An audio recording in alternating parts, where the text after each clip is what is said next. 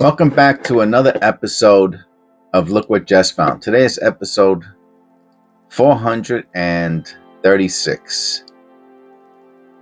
And if you've been keeping up with the channel, you'll know that in recent history, I kind of been on this eBay auction site where the person has a very big, I'll tell you what it is in a sec right now. Hold on. Cirrus Sports Auctions. So I guess he used to sell cards or whatever, and then he moved over to coins. And people do that. They get into other things, and if they stay with retail, then their business will evolve into other aspects. So it's like, this is probably this is the most expensive one that I bought, and I paid $23 for it. Under what for a proof 70, it's a good price. They start off at about $40, both of them. Well, this one starts off about $40. The 95S, all the proofs, proof 70s, Dcams are expensive, more expensive, I should say that. Obviously, they're a lot more. Anyway, that's all relative to whatever you're able to purchase, your purchasing power. Anyway, so what I told you about in the past was that if you buy 20 of them, they ship it in these boxes. I paid I think $25 for 3 or 4 of them shipped, but the bigger ones. They are bigger, they don't say Pcgs, and they fit the other. These only fit Pcgs. They're shorter. So that's the only drawback of them, but you can still use them for Pcgs. And even remember the bigger ones, they'll shake around more because there's more space in them. So I'm going to show you my pickups from that one purchase. It ran me, these 20 coins cost me $243.08. Okay, so So full transparency, this is what I got. 20 graded coins shipped for $243.08 with the and they send a let me see, I have it here. Sorry, I don't want to forget this. And they send I think this is what is it, 50, 100 count of resealable, and you could use these for anything, but they're resealable slab plastics. So I made 3 of these purchases in the past several months. I have 3 of those packs, and those packs got to be $5, and this has got to be $10. So you get $15 off the bat. You get very good, and I'm not getting paid to say this. I'm just letting you know because I want my audience to make the best purchases possible. I don't care if you're bidding against me. That's fine. I have my limit and I cut off. It doesn't matter if you bid against me because I stop at a certain point. And this guy's selling so much. He has so much material that he has auctions ending every minute. I'm talking about 24 hours a day, every minute or two. It's crazy. All right. I did not put these into any order, but they're all pennies. Oh, so that's another thing. They're all pennies. All right, so let's look at them. I would like to have shown them in chronological. You know what? I'm going to put them in chronological order, and I'll be right back. All right, well, let me tell you, that took me about 10 minutes. All right, and I got them from the newest year to the oldest year. Obviously, we're going to start with zinc. We're going to end with coppers. I think we start with shields, and we end with memorial coppers. So, and I'll talk about my purchasing experience, what I think about Pcgs specifically. They call this the blue label versus other coins. I'll put the light on for you, and what I'll do is I'll leave the first one out so I don't get confused with the order. So there'll be a space I mean, I'll leave a space in between them. That's what I meant to say. And I'll put the light on. All right. And I'll leave them there like that. That should be good enough. Okay, so there's a couple things. First of all, auctions is really the way to go when it comes to coins in general. And then what I'm going to do is I'm going to talk and I'm going to show these. And then what I will do is I'm going to go and put up on the screen the I can't share it, unfortunately. I don't have that technology because I'm too stupid. I'm going to put the Lincoln Memorial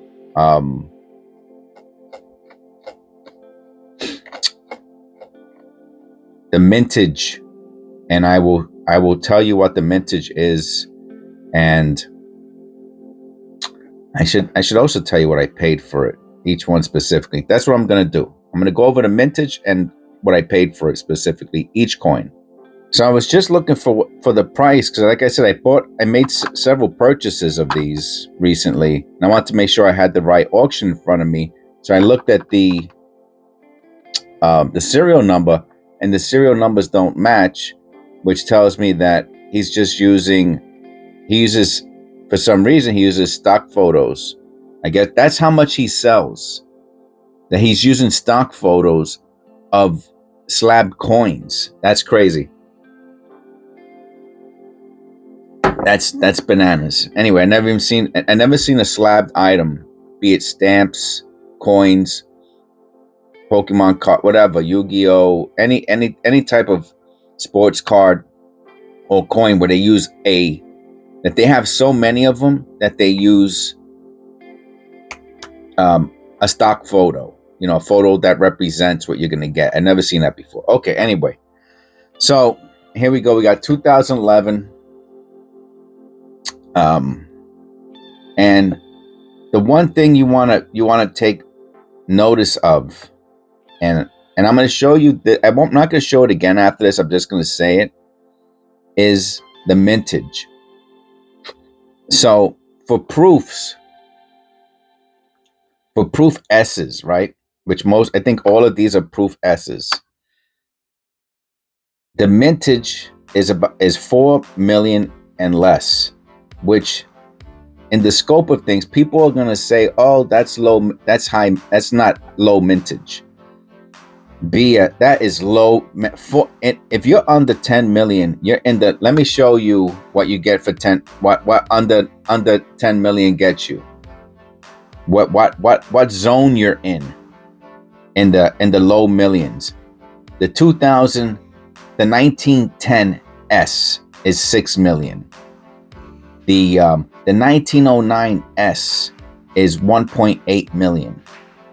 Okay, so when you're in the 4, 5, 1, 2, 3, 4, 5 million, you're talking about super. You're talking about what's the word I'm looking for? Hold on. You're talking about key date mintage numbers. Okay, super low. All right, so hopefully I got that out of the way. Obviously, the matte proof 1909 is 2,000. You're talking about coins that are in the thousands. It's a totally different ball game, different subject matter. If we're going to talk about, so this one here, let me tell you what then I'll continue the conversation while I move on. So we got 2011 S 1 point. Yeah, show. This is the only one I'm going to show. And the link to this is in the description below. Okay, if you want to go to the link and see all of these, and you want to follow along with me, you could do that, and you can see the mintages yourself. 2011 S proof only is 1.673 million. Okay, very. You're talking about super low. Okay, key date low. Right, most of the proofs are 4, 5, 6 million. Right, if we go up here. Let's go over here. What's the proofs?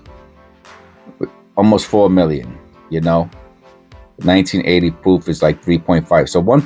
They're very low. These proof S's are super low. Let's go back down to 2011, where we're at. That is that's a very low mintage. Okay. It's the reverse. They have it with the reverse. It has some kind of meaning when they show the shield. I guess they do that for effect. I don't know why they wouldn't show the front. And of course, you have to flip it over to look at the other side. Very beautiful. I paid, and I have to. Okay, what I'm going to do is I'm going to keep them side by. Hold on. I had to split the screen, so that way I don't have to keep on clicking. So now I go back and forth. I split the screen. All right. I paid $23 for it.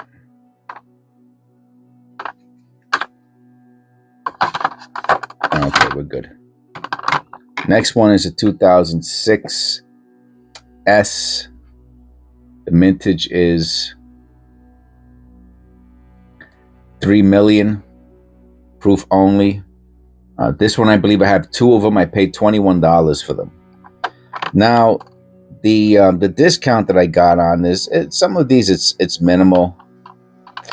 You know, maybe I think this is like a $30 coin, so I paid $21 for it. So I saved a little bit. But the point is that I have it, and if the price goes up, I got it. And like I said, I think I got two of those, just about the same price. And then I think I have a. So the other thing you want to notice is the difference between the price in the proof 70 and the proof 69. The difference between, if you collect sports cards, the difference between a PSA 8 and a PSA 9 is about the difference between. I shouldn't say that. There's a big difference between the grades. Let's just put it like that. Between a 5 and a 6, a PSA 5, a PSA 6, and a PSA 7, and maybe not so much. But the difference between a PSA 8 and a PSA 9 will usually be a stark difference. And the difference between a PSA 9, because also the population, how many of them are inside the population for that grade. So a PSA 10, you could have let's say they made 10 million of a card. Wade Boggs rookie card. They made 100 million of them, and the PSA 10 population might be 100. Right? They made millions of them, but there's only 100 PSA 10. Then you go down to the PSA 9. There might be 2 or 3 or 4,000, but that still might be a low population compared to hundreds of millions. You know, when Tops back then, they called it the wax packs, the junk wax air. Anyway, and then the 8 might be, 10, 20,000 PSA 8s. So that 2,000 PSA compared to the 100 might seem like a lot, but compared to the PSA 8 might not seem like much. Well, the Proof 70s Dcams, the price between these and the Proof 69 is, the Proof 69s, I think I was paying $5-6 for, $7, and these jumped up. It more than doubled for that one grade. This is the desirable grade you want for your coins, the Proof 70. Matter of fact, I couldn't even find Proof 70s for some of the older, for some of the copper pennies. I couldn't even find, like, to do a price check on them. I couldn't even find them. The other thing that's nice about it being in a slab, you never have to worry about getting extra surface scratches, even from it touching the plastic. You'll get micro scratches just from even, in my opinion, even from being inside a flip. Eventually it'll get micro scratches. Anyway, and here's the 69 Proof 69. So remember, I paid $21 for the Proof 70. Let's see what I paid for this one. I paid $7. You're talking about a third of the price. Why? Because it's just not as desirable. So this is the part that you need to remember. Desirability is probably the number one thing that leads people to make purchases, at least online, right? If you go to a coin, if you're a numismatist, you're a big time coin collector, you're somebody who's been doing, you own whatever the case may be, you're really big time when it comes to coins. Like, you got a big expensive collection, then you might be going to coin shows and things like that, and that's a whole different ball game, because you're getting people who are looking for very specific items.